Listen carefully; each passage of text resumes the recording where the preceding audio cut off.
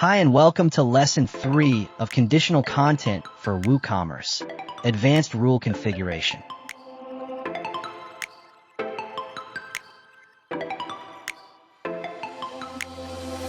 In this video, I will show you how to set up advanced rules using the WooCommerce Conditional Content plugin.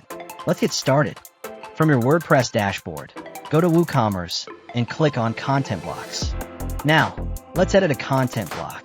Scroll down to Content Block Rules. First, let's look at the stock-related rules. Under Stock, we have Stock Status and Stock Level. With Stock Level, you can show messages for products that are low in stock. For example, you can set a rule to display only a few left when stock is less than 10. You can also hide content when a product is out of stock. Now click on the Add New Rules Set button.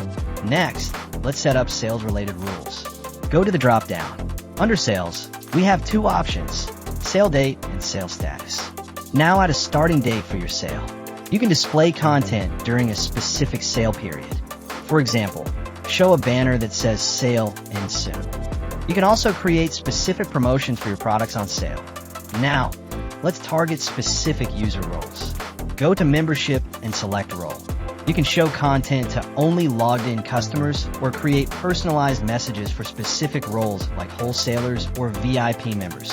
For example, show a special VIP discount to your members, like subscribers and customers. Let's move on to the cart-based conditions. Now, let's add cart-based conditions. Now, add the quantity of cart products. You can display messages when cart quantity is a specific number. For example, show add one more item for free shipping when a product is in the cart. You can also set up content to appear when the cart total meets a certain threshold. Finally, let's configure geolocation rules. Under Geography, select Country and select a country like the United States. You can target customers by country. For example, show a message only to users in the United States.